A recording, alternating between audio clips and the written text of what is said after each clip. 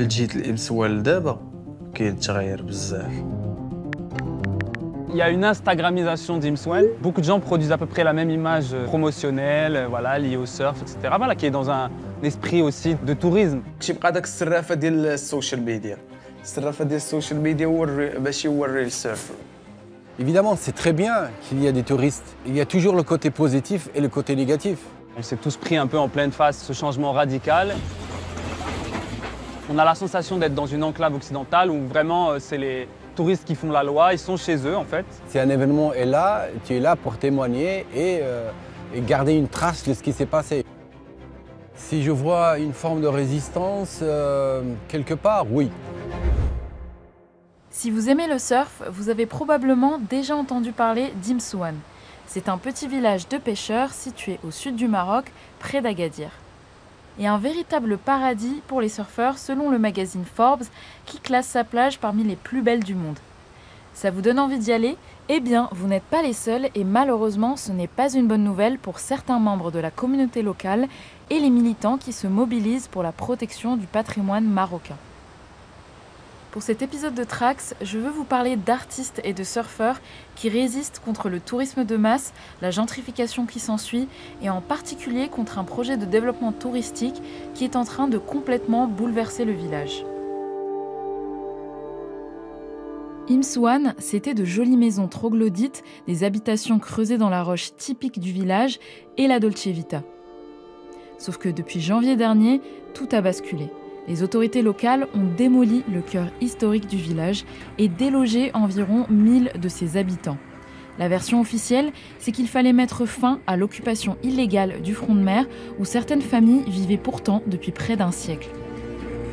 Le 17 janvier, j'arrive à Imsouane et ce que je redoutais le plus arrive, c'est-à-dire que le cœur du village, tout ce qui était front de mer, le centre, les commerces, les surf shops, les auberges, tout ce qui faisait les habitants en fait, de la communauté locale est en passe d'être détruit. Officieusement, certains locaux affirment que les expropriations sont liées à un projet de développement immobilier de la côte, le projet Blue Safari, qui prévoit de dédier 1,5 milliard de dirhams, soit 138 millions d'euros, pour créer un circuit touristique sur 80 km dans la région. Les gens ont des avis d'expulsion et ils se mettent eux-mêmes à détruire leur chez eux pour fatalement quitter les lieux. Aujourd'hui, il y a donc un chantier en cours d'infrastructure touristique qui n'a pas pris en considération non seulement la vie de cette communauté, mais aussi les a pas inclus forcément dans le processus. Et c'est ça qui est extrêmement problématique, c'est que ces gens sont les responsables de l'identité du village et du succès du village, et ils ont été virés comme des parasites. Ce qui se passe à Imsouane n'est pas un cas isolé. C'est arrivé aussi dans d'autres villages côtiers du sud du Maroc, dans la région du Souss Massa, comme Tarazout où a grandi le réalisateur Ilyas El Faris. Dans son premier court-métrage, il met en scène Tarazout envahi par les surfeurs. Et aujourd'hui, il continue de travailler sur la gentrification des côtes marocaines en se concentrant sur le cas d'Imsouane. Je l'ai retrouvé alors qu'il préparait son nouveau film, dont le scénario se déroule ici. Quand on écrit des films, on s'intéresse beaucoup à la force des lieux. Moi, j'ai eu l'envie de faire un film ici parce que j'ai vraiment un choc esthétique avec ce lieu, avec ce qu'était le village, dans voilà, son côté insolite, hétéroclite, les contrastes étaient flagrants. Et il avait son style en fait. Et aujourd'hui, ce style, il est réduit à quelque chose d'autre, je trouve. Et je viens observer et prendre la mesure de ce qu'il est en train de devenir, de voir où est-ce que je vais pouvoir filmer. Est-ce que le lieu m'intéresse toujours? Et en même temps, je m'accroche à ce qui est en passe de disparaître. Et souvent, les choses qu'on aime, en fait, elles sont menacées, elles sont provisoires, elles sont éphémères. Je viens un petit peu filmer des vestiges, quoi, comme une espèce de ville Imsouane antique, de ville antique, des ruines, en fait. Bah voilà, par exemple, à l'artère, j'ai le passage, quand on regarde plein de choses, tu avais une boucherie, tu avais le café, tu avais... Ouais. Voilà. Puis une prise, à ce moment-là, vraiment, en janvier, ma Abdullah, Ah ouais, c'est impressionnant, ça a laissé vraiment un vide, quoi. tout dégagé. Ouais. Avant l'injustice absolue, j'avais déjà un sentiment d'impuissance, en fait, par rapport à ce que devenait le village. J'étais frustré, j'avais une certaine colère. Le cinéma, c'est une manière aussi de sublimer ce sentiment-là et de se dire, ben, de certaines façons, je peux prendre ma revanche. Je peux, par exemple, je sais pas, me moquer de cette espèce de tourisme, de good vibes, tu vois, qui en fait l'air de rien avec son esprit cool et tout ça, qui vient en fait porte atteinte à des choses, à un état d'esprit, à une culture.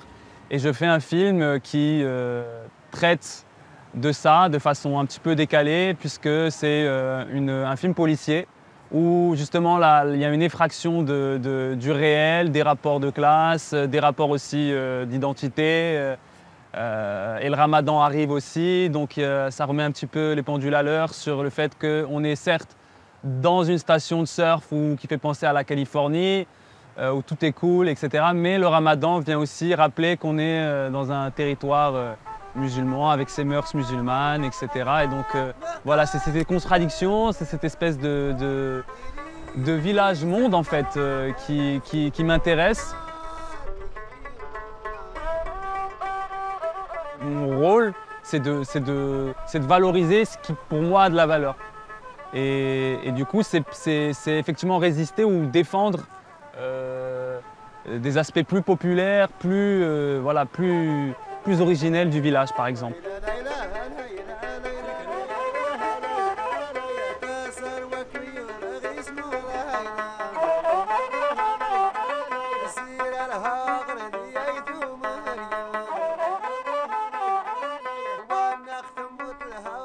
Les surfeurs ont été les premiers à constater les changements ici.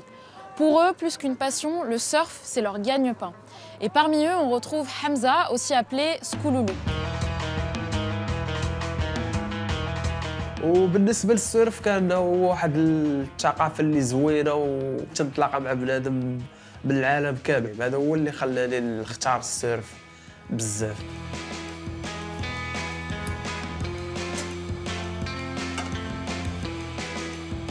Il y a 7 ans, Hamza, originaire de Casablanca, s'est installé à Imsouane, où se brise la plus longue vague d'Afrique, pour donner des cours de surf.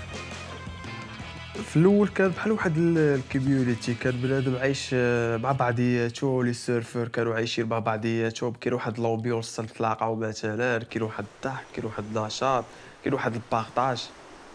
دونك تيبقى داك السرافه ديال السوشيال ميديا. السرافه ديال السوشيال ميديا هو ماشي هو الريل سيرفر. الريل سيرفر بحال قلتي السراف الحقيقي هو اللي ما مشاش للما تيستريسا اول حاجه، حيت الماء بحال قلتي واحد الميديكامون اللي انكرويابل. هذا هو الفرق بين السرافه والناس الاخرين، اكثريه غير كوميرسيال، ما عندهمش ما تيعطيوش قيمه هما للسيرف.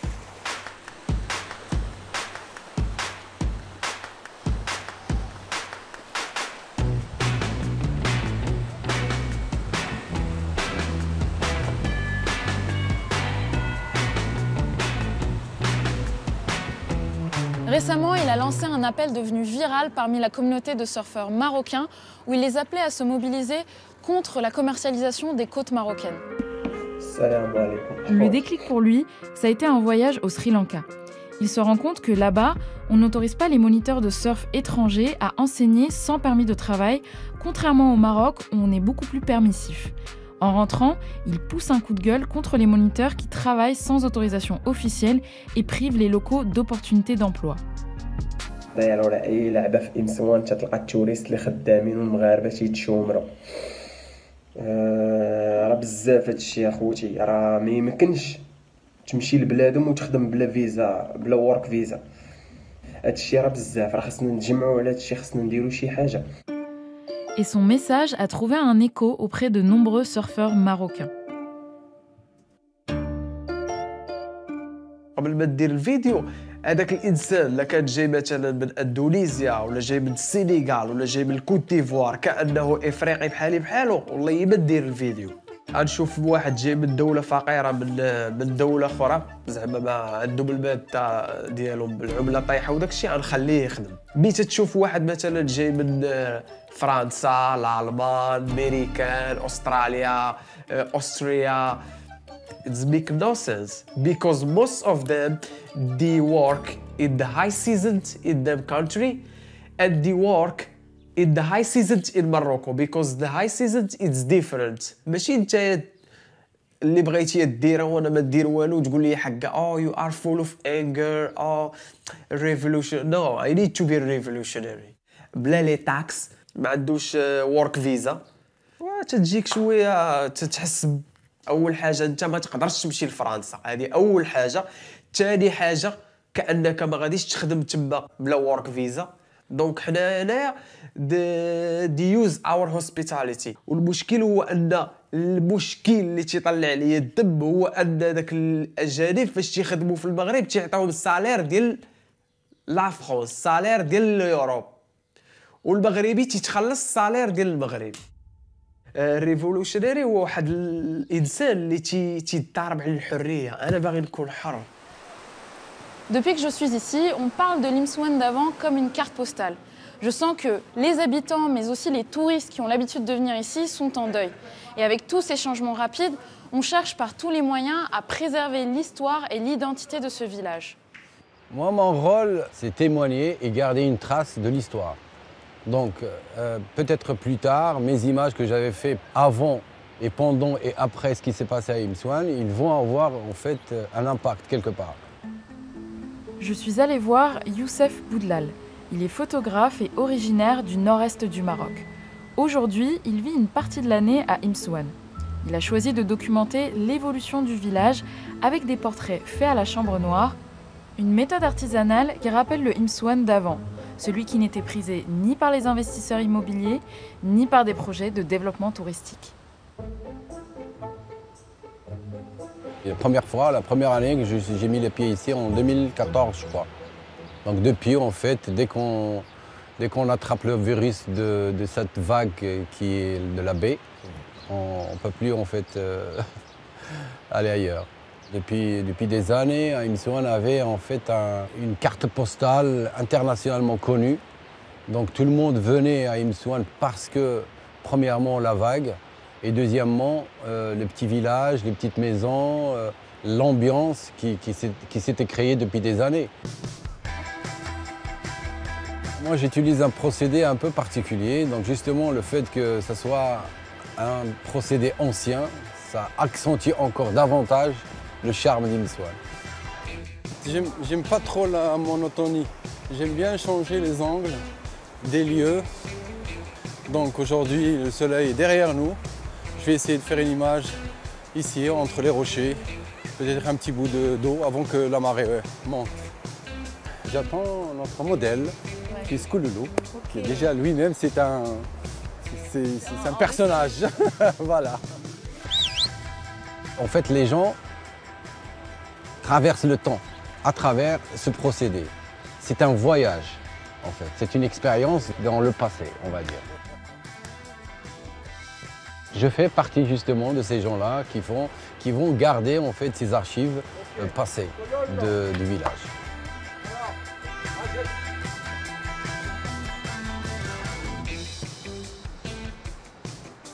Tu verras, là, je vais ouvrir. Il n'y a rien en fait. C'est la magie en fait de cette chambre. C'est exactement ce qui se passe dans notre yeux. On voit les choses à l'envers, mais l'effet d'optique, on le remet à l'endroit. On utilise en fait une chimie pour créer une émulsion qui va se mettre en fait sur une plaque d'aluminium ou de verre. C'est un procédé unique qui à la fois on peut créer une image positive et négative. C'est ça en fait la magie de ce procédé. Magnifique. 1, 2 and 3.